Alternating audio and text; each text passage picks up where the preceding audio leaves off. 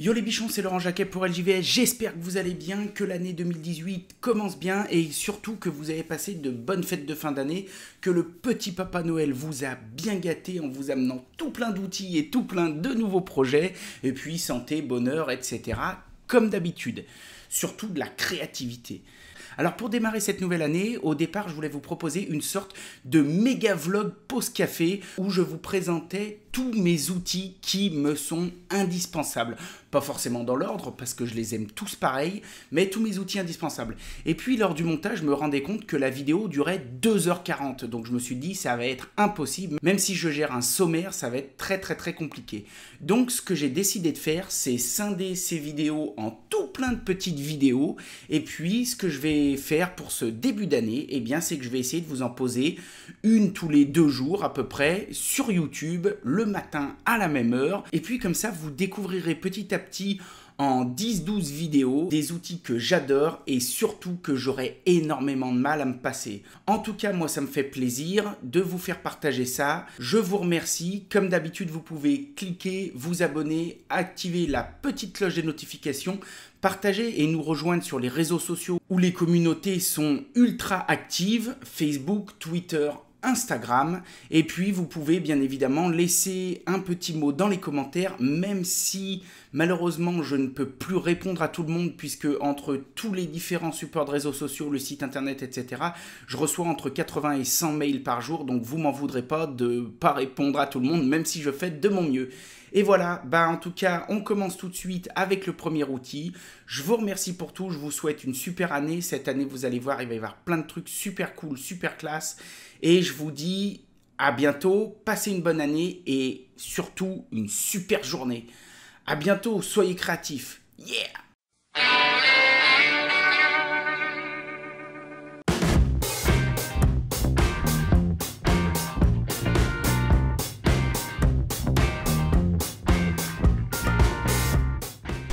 Bon les bichons, on va commencer tout de suite avec cette carrelette. Alors cette carrelette, c'est la Montolite, donc c'est une marque, une très bonne marque de carrelette. Montolite, c'est eux qui font les Master Puma, etc. J'en ai une autre aussi, une grande carrelette. Ça c'est une petite, c'est une mini Puma. Voilà, donc comme d'hab, je te foutrai des liens dans la description.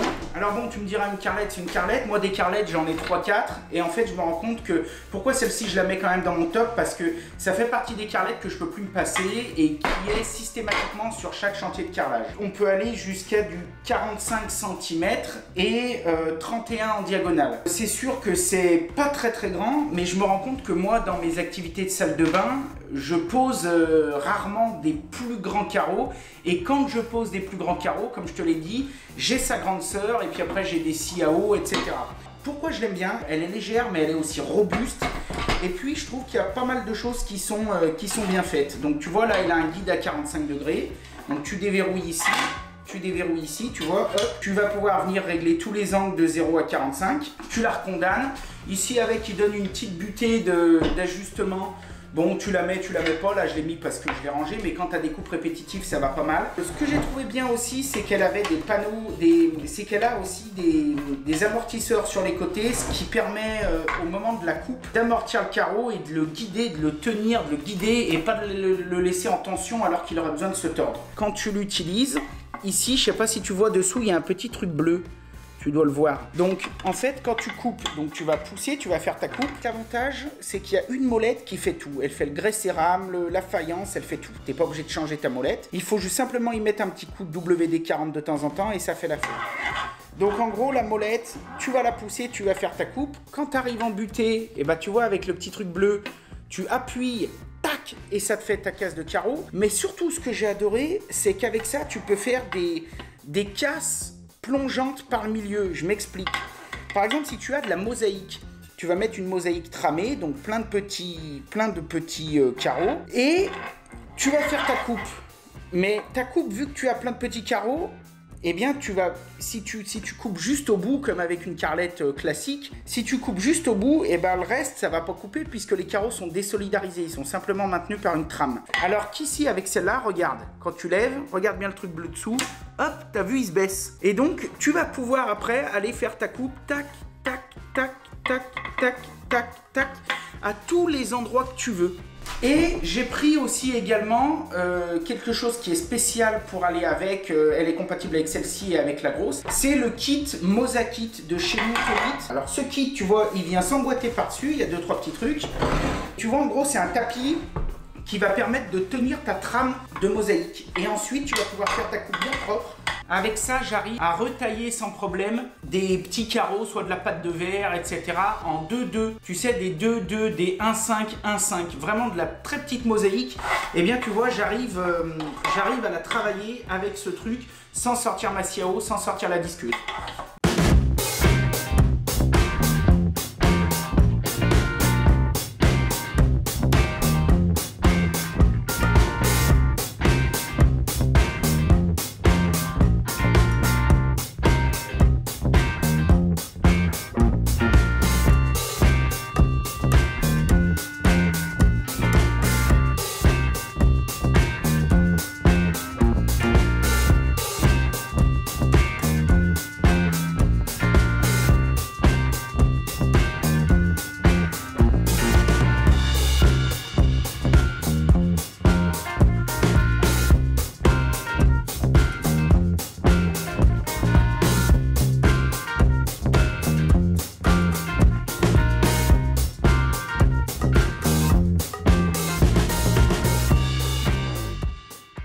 C'est quelque chose que je voulais vous montrer, jamais eu un problème.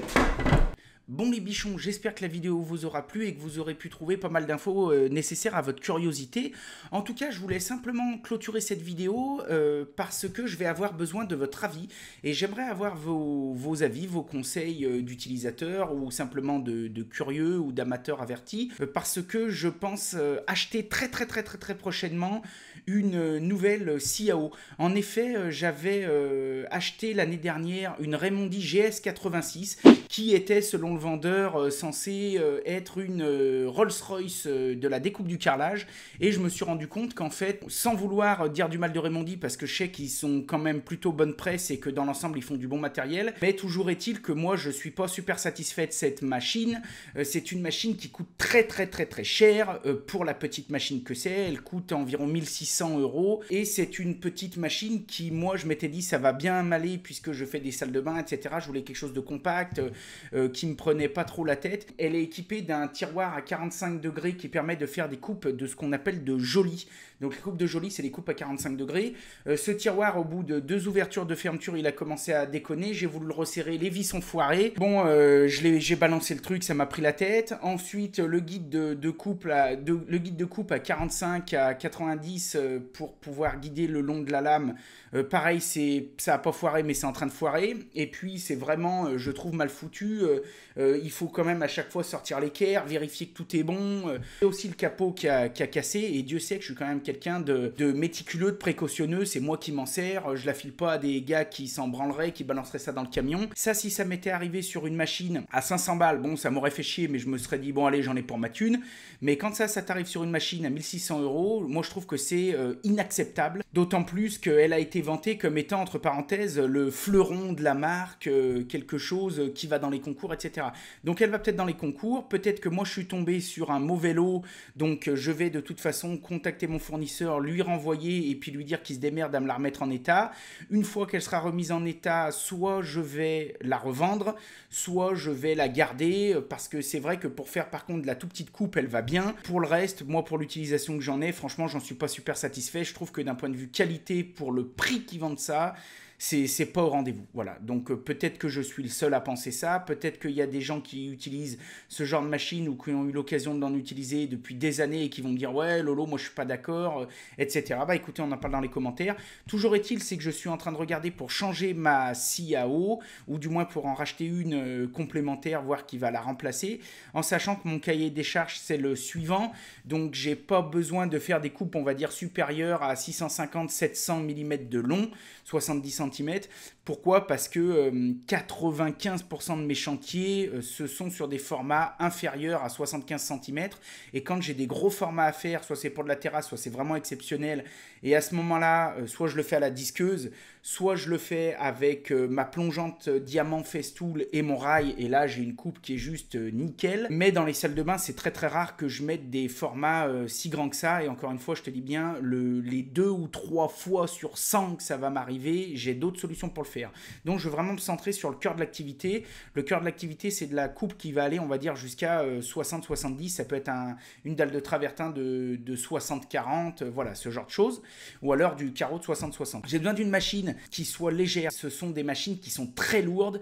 Et moi, c'est pas possible. Les 3/4 du temps, je suis seul. Je fais des petites salles de bain dans des petits endroits. C'est absolument impossible de monter dans les escaliers une bécane qui fait 80 kg. Tu te pètes le dos, tu t'emmerdes. Une fois que tu arrives chez le client, tu installes ça, c'est gros comme une vache. Je veux vraiment que ce soit une scie que j'ai envie de sortir, que j'ai envie d'emmener sur le chantier.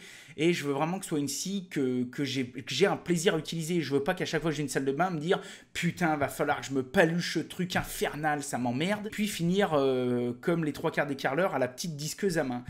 Petite disqueuse à main que j'ai bien évidemment, j'en ai même 2, une grosse et puis la toute petite Bosch que j'adore, mais c'est pareil, je trouve que c'est tellement plus qualitatif, enfin à mon niveau, peut-être qu'après un carreleur qui fait ça depuis toujours, la disqueuse à main, comme Eric, je sais qu'il s'en sert beaucoup, mais moi j'ai pas envie d'avoir que ça, je trouve que le confort d'une scie à eau c'est quand même vraiment bien.